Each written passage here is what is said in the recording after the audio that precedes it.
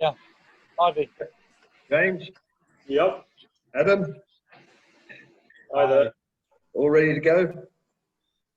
All ready. Good. So I'll do a quick introduction. So welcome everybody. Thanks very much for joining. There will be, are you going to record this? Hit the record button. I have, yeah. It's on record. So welcome everybody, and hope there are a few clients on as well. I'm going to just introduce first of all James Paddle, founder and MD of One Global Property Services. So welcome, James. Thank you. And then Adam, who's International Sales Director for One Global. Adam, you're in Hong Kong, and James, you're in Singapore. I'm in Dubai. So all seems to be working well. James, perhaps you'd like to give us a quick overview of your company and what you do. Yeah, sure. Thanks, Chris. So thanks for having us. So the company name is One Global. We've been going now about 4 years. I'm based here in Singapore, where our head office is. We primarily focus on international project marketing, so selling product from the UK, but also Thailand and other markets. But UK is kind of our speciality. We've got a team of about 20 here. We've got an office in Hong Kong that we set up about 18 months ago, with a team of 8 or 9 there. We've got a small office in Kuala Lumpur, and an office in London. This project specifically we've been involved with now for about 18 months. We were appointed by our client Coldwater House to take on the second phase, which is 181 apartments, which we're about 55 to 60% sold now. We launched the second phase earlier part of last year, but it's really kind of picked up pace and come into its own since the early part of this year. The previous phase, which was Tower 1, which comprised of 173 apartments, is mostly sold out now. That was launched to the market about a year and a half before us, very much off plan, and that primarily was sold by IP Global. Our client Coldwater House have kept back the percentage of apartments in that block, the same as they have in our block as well, which they will bring to the market, the open market in the UK, early part of next year. But it's a fantastic project, one that Adam and I are very keen on, and has really been selling very well. So I'm going to hand you over to Adam, who's very much the coalface of selling this project in Hong Kong, just to really sort of talk a little bit about the Manchester market. Well, just sort of give you a high-level overview, really, before we then talk about the project itself. Adam, over to you. Thanks, James. Hello, everybody. So this is really one of the jewels of our property portfolio. As James has said, we've been involved with Coldwater House from a very early stage. They're a fantastic client, fantastic developer in lots of ways, in terms of the build program, in terms of accommodating and really thinking about their buyers and the profile of purchasers. And really what it offers is a product that is very good from an investment perspective, due to many different reasons. So just to give you a bit of background on Manchester obviously is part of the Northern Powerhouse, which is the regeneration of some of major secondary cities in the UK.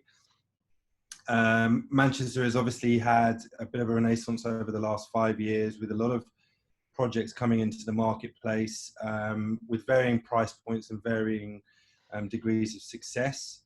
Now, this project is based in the Salford region of Manchester, so it's literally next to Manchester United football stadium, and it's about a 10-minute tram journey away from the city centre. It's also about 8 minutes from Media City and Salford Quays, which is a really key and part of the Manchester regeneration piece. So there you'll find a huge amount of the main employers that now have driven sort of the growth within the Manchester regime. So we've got BBC, the ITV, there are regional offices for Deloitte and others that are based in and around this part of Manchester. But one of the key reasons that Old Trafford kind of sits out from the others is that it's also sitting atop of a brand new tram line. So this is the third tram line that has been delivered in the last sort of 6 months for transportation across Manchester. So this actually is Trafford Wharf, and that line goes directly into the city centre, so back towards Deansgate and towards Piccadilly, where you'll find the main transportation accesses and where the shopping zones are. And it also goes directly out to the Trafford Centre, which is the main shopping centre in Manchester, and probably one of the largest shopping centres in the UK, bar none.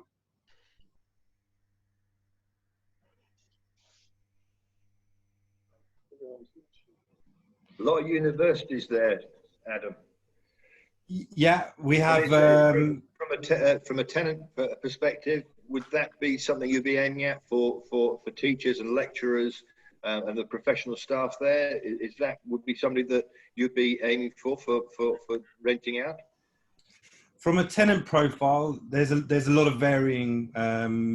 There's varying reasons why this is a really interesting place as a landlord to purchase. As you've just touched on there, Chris, the number of first-class universities in Manchester are high, and within the radius of this location, we've got 3 universities with a population of over 100,000 students between them. So this is definitely one of the demographics that I would certainly be looking at for your tenant profile. We also have, aside from that, from a rental perspective, as I said, you are just across from Salford Quays, which is where your BBC and your ITV centres are. So it's a very good location for employment hubs. And I guess supply and demand is what it's all about. And our clients, one of the first things they ask is how quickly do you think you'll rent out? And I know that's a $64,000 question, but there's certainly No.1 Old Trafford presentations on now, if anyone wants it. Chris, we really like. This will be better than Moz's presentation, I can tell you. Just listen to what these guys are saying. Repeat that. I think that sounds like Paul Barras. Can everyone mute, please? Sorry, guys. No worries. Yeah, no, Chris, we really like this area. I mean, when we've been quite sort of choosy about what we get involved with in Manchester, and there's obviously a lot of product coming through. So we were quite keen to take this on just simply based on price point, and the fact that this is still, the sort of Trafford area is still quite a long way to go with respect to the regeneration, but it's still well connected with the tram line. So, pricing here, there's still a lot of growth, we think, and there is less competition around here as opposed to sort of central Manchester. So from a rentability point of view, we think it's pretty compelling. I'd like to also add to that, as you've said there, James, we're sort of our development is averaging between 380 to 400 pounds a square foot. Now, if you compare that to central downtown Manchester, there's probably a differential in price of between 20 to 25% on some of the schemes. So as a landlord, the benefit for this is you've got a new build which is coming in at a cheaper price point. So your yields are coming in at around 5 to 5.5% as a gross yield. And then you couple that with low service charges. So it makes your net a lot closer to that gross yield. I guess, James, I've done some research. You're pretty well known in Singapore and around, I believe. I think you've got a very good reputation from what I've seen. So you must be approached a lot by developers to get you to promote their stock.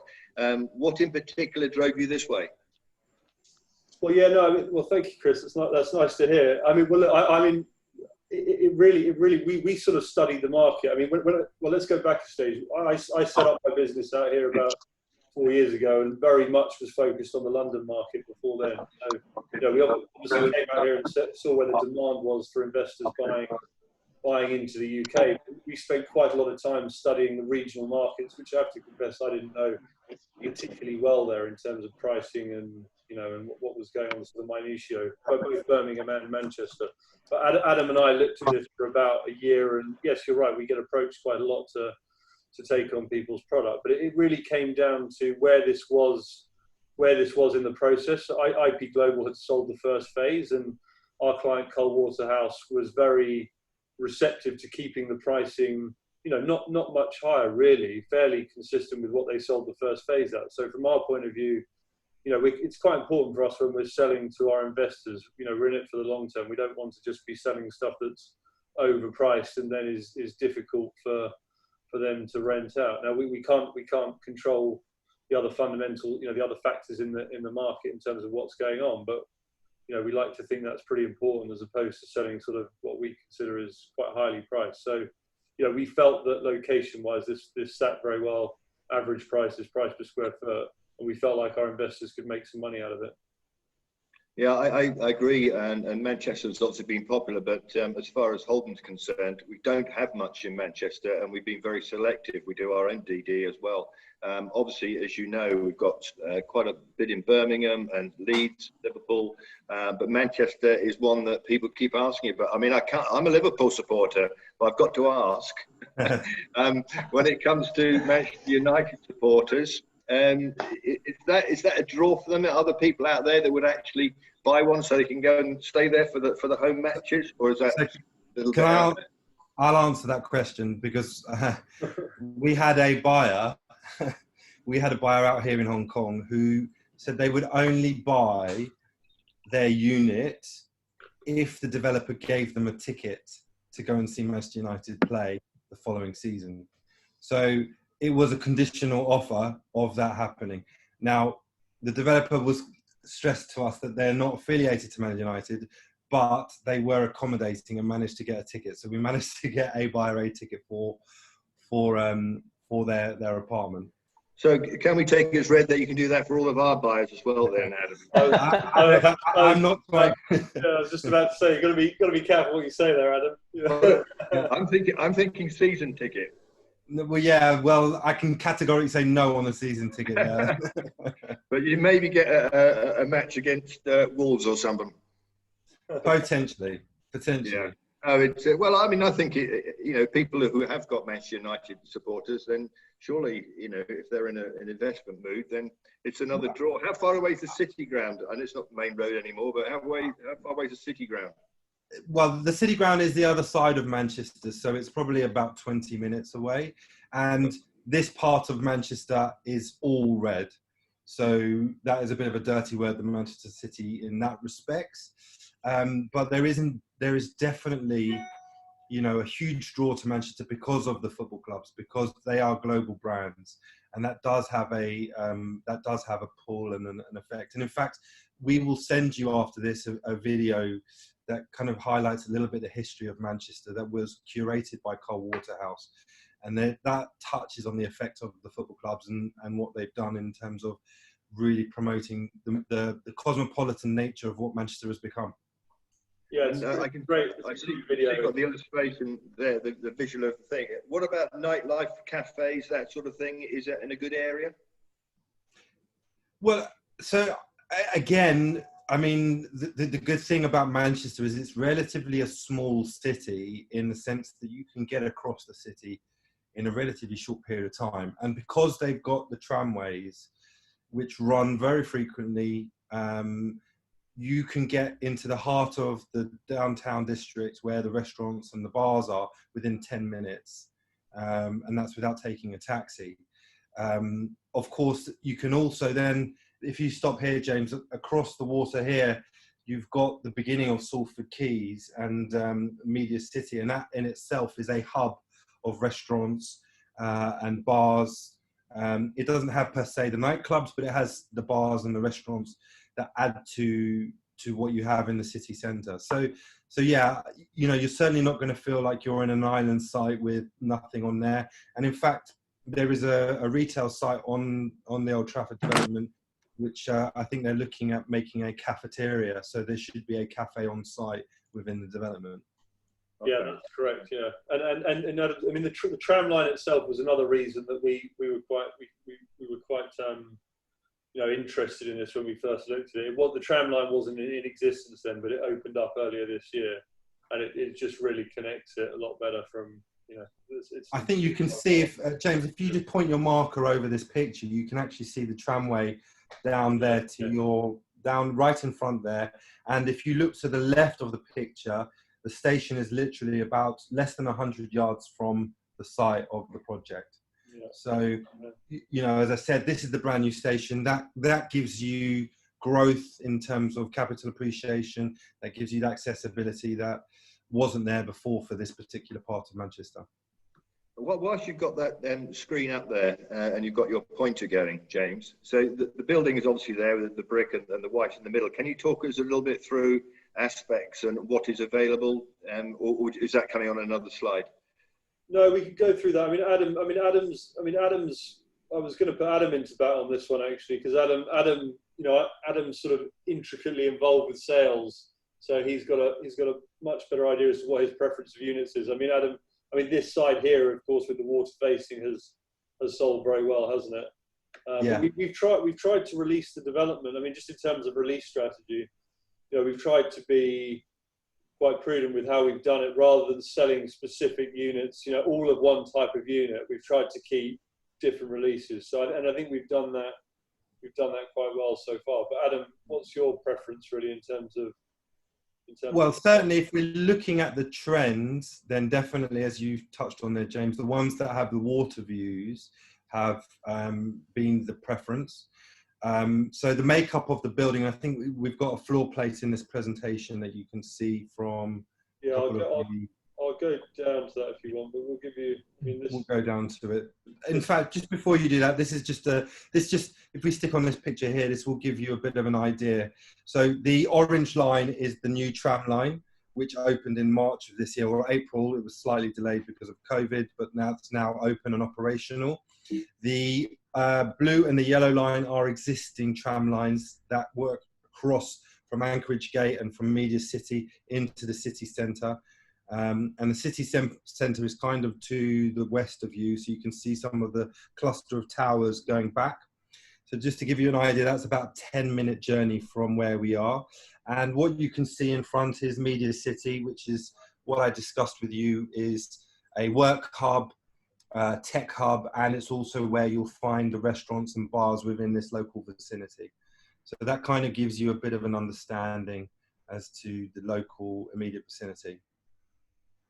We can share these slides afterwards as well. Yeah. If you can then go down, James. Again, this is the new tram line, so that's from the waterfront. That again shows you the connectivity from where we are. So Trafford is where we are, and you can see we're in a miles radius of Deansgate, and Spinningfields, which is kind of what you would say is city centre, Manchester. So we're very, very well located in that sense. Keep going down, James. So I want to get to, just to go back to your question, Chris, with regards to. I want to go down, Adam. We can come back up, please. Fine. Where do you want to? Where do you know? They don't have a floor plate on here, so if we just use this picture here with this one here. So the ones that are facing away from Old Trafford have got views going back towards the city. Now the makeup of the building from this aspect, from the red brick aspect side, the 2 beds sit on each of the corners of the project, and then you have 1 beds that make up the middle columns of the development. And actually what we've found is that the 2 beds have been really popular. So we've sold a large majority of 2 beds so far, and that's because they're really well priced.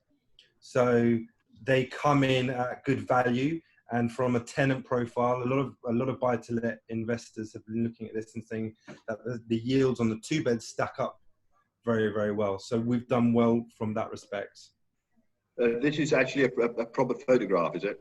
Yeah, this is the construction. This is as of last month or the month before. So this is no CGI. This is they're actually it's Domus that are the main contractors. I don't know. I mean, Domus build a lot of, which you may be familiar with. They build a lot of the large scale developments in Manchester, but they're effectively, even with COVID, they're actually a little bit ahead of schedule at the moment. So it's coming on nicely, and they've got show apartments now open on site. Which people can go down and have a look at. Construction wise, at the moment we're kind of estimating sort of Q2 next year, but without explicitly knowing whether this is going to be possible or not yet. The contractors are trying to bring it forward, given the sort of stamp duty holiday deadline of the end of March next year. So we can't guarantee that at the moment, but that's something that they're working on hard on site to achieve. And payment plan, are you talking 20% exchange? So no. we'll go down to that. I mean, again, that's another consideration here. I mean, this just gives you an overview of sort of all the key points here. But given we're looking at 15% with 85 on completion, and we're less than a year out now as well. So there's no further stage payment. We have had a further stage payment, but up until about what was it, Adam? I guess 3 or 4 weeks ago, we've now taken that out. We've taken it out. Yeah, we're quite active with marketing this at the moment. Aside from what you guys are doing, we've actually got another launch event this weekend, haven't we, Adam? This weekend coming in Hong Kong. Yeah, exactly. And I mean, just to give you some idea, from our Hong Kong office, we've already taken 2 reservations this week on the project, and it's been selling at sort of that rate for quite a while now. So it really has started to hit the mark in that respect. And I think if you look at this page here, you'll see one of the great things. You actually got a fairly high level of services given the low service charge that we're providing. So it's £1.89 a square foot, and yet that also encompasses full concierge, a screening room, a coffee and juice bar on the ground floor, maintenance of the communal gardens, but the podium gardens, all that sort of thing. So it does actually stack up as being a pretty good investment from that perspective.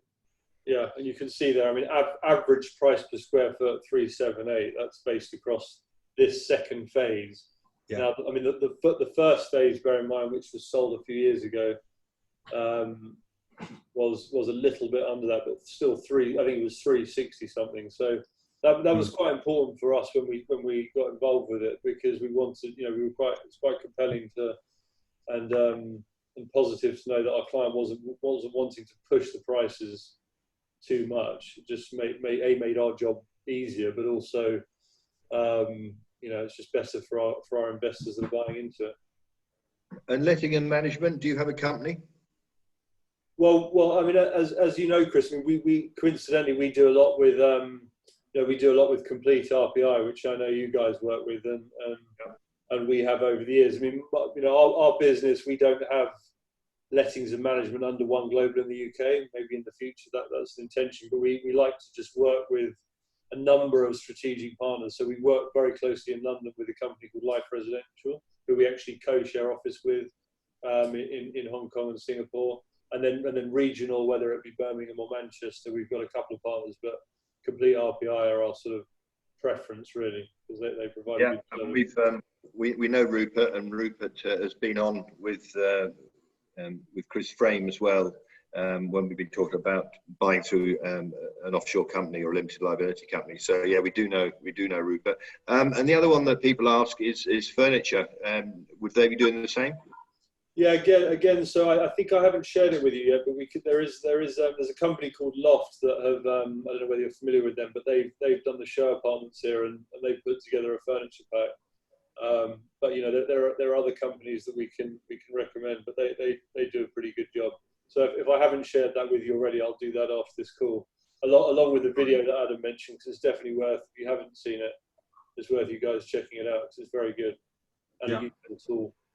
And whenever anybody asks me and we're talking, I always talk about mortgages at 65%.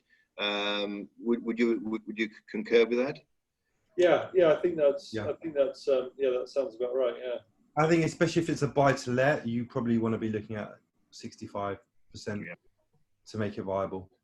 Are there a lot of end users going in there? Now, yes, we're getting a lot more at this point. I mean, it's starting to be a mixture. You know, invariably when it's further off plan, you're getting more investor-led clients, people who are looking at it from opportunity perspective. But as we get now to a point, and you can see that with the live pictures from the presentation, we're now starting to see people who are looking at buying to live in it, or buying for their children to go and move into because they're going to university or for whatever reason. So it's not going to be fully. Yeah, we've seen a lot more of that, haven't we, the last couple of months. And then Cold Waterhouse have purposefully kept back, you know, a percentage of units, and the strategy will be to launch those early part of next year in the UK, just prior to completion. And Dan Hackett over here has asked a question. He's just looking for confirmation. So it's 15% initial deposit, and this is due within 1 month of the contract signing? It's 21 working days. 21 working days, yeah. Thank you. Okay. And Jason King has asked, we share availability. You can send that to me and I can send it out to everybody. We can get it on the portal as well, obviously. You are already on the portal as well, aren't you? So I hope everyone's got access to the portal. Yeah, and you've got an allocation of apartments there which are pretty mixed, and I think you've got it's sort of a live allocation for you. But what I would say is, you know, if there was a specific requirement for another apartment, then, you know, we can always have a look at that as well and see what we can do. Just one other thing, you mentioned IPG as a company that I work for and I was working for when this was launched all that time ago, but they're actually not marketing. And just to avoid any confusion, we go direct to you guys, yeah? Yeah, look, I mean, we and that's a very important point. I mean, IP Global are the tower. I don't even think they're involved with that anymore, but there's a percentage of units left. But we have exclusivity. So any unit that's sold in the world has to come through us. That was very important when we got involved with it. So, you know, we're very hands-on and involved with the whole process. But yeah, no one else can sell a flat in the world on this phase, which is 181 units, without it coming through us. So we have the complete control, which is important. And how realistic do you think that completion date is, bearing in mind the stamp duty holiday? You're quite happy that they'll get it? We're pushing them hard. We're pushing them as hard as we can.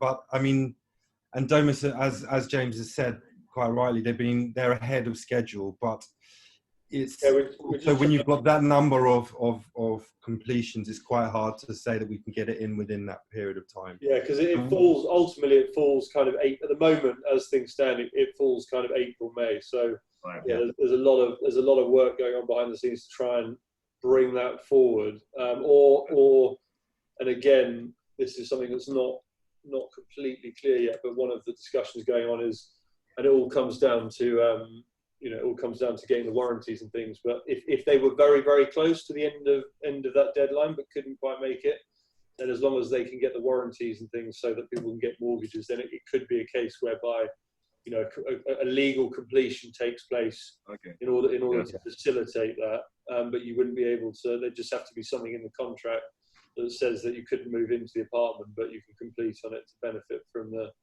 stamp duty. Another question has just come in. In terms of return on investment, which units would you recommend? I mean, I think you mentioned already, Adam, 2 bedrooms are popular. Yeah. And higher floor. I think the 2 bedrooms. I mean, you know, if you've got the budget, I'd always say that, particularly in this instance. I think a 2 bedroom is a better investment. But renter profile and everything else, it's always going to be slightly better. Yeah, and also just from an exit perspective as well, it's, you know, people will go up, they'll upgrade rather than downgrade. So they'll always look for a 2nd bedroom, or they'll look for a bit more space. So I think if it's just purely investment, I would push towards 2 beds. But having said that, the 1 beds from a yield perspective are pretty high because they are very well priced. And again, the higher up the building, slightly the more in terms of the pound per square foot value, which is normal for a building because you're going to get more expansive views. So you know, it's really about working out what works for you from an investment perspective. If it was just purely on a pounds per square foot, you take the first floor. But a lot of people will look at it and say, well, actually, maybe I'm going to get more growth by having more of an expansive view of the city later down the line. Right. Okay. Actually, another question that came in said, which side, which aspect, I think is what they're asking. And I'm guessing from what you said earlier, water views, whether in Hong Kong, Singapore, or Dubai or London, water views always sell, don't they? Yes. So Yeah. I think that does that. Jason King, you've asked a question, but I think Adam's already answered that. They're going to do all they can to complete before the stamp duty holiday finishes. As we just said, if you can get some sort of legal completion even before it's completed, then people can do that. I don't think there's any guarantees because who knows what COVID's going to throw at us next. But yeah, no, exactly. I mean, there's nothing guaranteed, but it's pretty close, and I'd say that they're, you know, it's more likely than not. But you can't guarantee anything, can you, at the moment? No. So I think that's great. What going forward? Are you looking anywhere else in the UK? I mean, we're just, I think by sort of nature of our client base and kind of mine and Adam's background, we're probably sort of 70% weighted towards London. I mean, we've probably got anywhere between sort of 20 and 30 projects across London, but Birmingham is, you know, Birmingham's fairly high up there. We're fairly involved with that, but again, you know, we're fairly picky about what we get involved with. So we'd rather have a couple of projects a year that are, you know, high caliber, decent projects than take on everything. And we've Cold Water House. They've got another scheme, very big scheme that's coming through, which is in planning at the moment in Birmingham, which is about 800 units. They've got another scheme in Manchester, which will probably be the next one we launch in Manchester, which is a couple of hundred units in Anchorgate, so not a million miles away from here, and that will be early next year. And we've got a few things coming up in Birmingham. We do a lot with Galliard Homes. I don't know how familiar you are with Galliard, but they're fairly big stakeholders in. I mean, they're biggest privately owned developer in London, but they've got quite a big stakeholding in Birmingham. They've got probably 3,000 units coming through over the next 5 years. First project we launched for them last year, which has gone very well, which is called Timber Yard. They've got another very, very exciting project which has been delayed as a result of COVID, just because not anything directly related to COVID, but just in terms of best time to launch into the market, and that's in Jewellery Quarter, which will be next year. We got what have we got, Adam? We got 2 other projects we're bringing to the market in Birmingham this year. Again, one on Jewellery Quarter, another one on Bristol Street. Yeah. But that's kind of it really at the moment. We're sort of we focus on those 2 cities outside of London, I think, predominantly because it's easier for us to put the whole picture together. And again, as James said, we need to make sure that the products are well priced and they sit within that marketplace very, very well. And again, there's enough USPs that it makes it worthwhile to bring them to market. So there's a lot of in consideration, but both Manchester and Birmingham have proved to be very popular. And we as a business, I don't know how much you know about Singapore, but where our head office is, where I live, we are very highly regulated when it comes to selling overseas properties. So we have to jump through a lot of hoops and also to protect my license as a business. So, you know, we do. I mean, we probably did 9 months due diligence on this project alone before we even take it on. And we really get into the minutiae around funding, all the specifics. We have to do quite a lot to protect ourselves here anyway, and I think that's important anyway. That's kind of how our mantra in terms of this business is. I'd rather have less projects coming through, but the right projects and you know, credible, well-funded developers. And here at Holborn, obviously, we do the due diligence as well. Andy Piggott does all the due diligence as well, you know, on thinning down and making sure we've got the right projects. But that's great. We've got all the information, I think, on the portal, so everyone can go to that. If not, if they want anything else, they can come to me and I can pass them across to you. And if anyone wants to get hold of James and Adam separately, then please contact me and I'll give you their email addresses. If you've got clients and you don't want to go through that on your own, then we're all available for webinars, Zoom calls on a one-to-one basis. If people want to know a little bit more. So is that anything else you want to add, guys?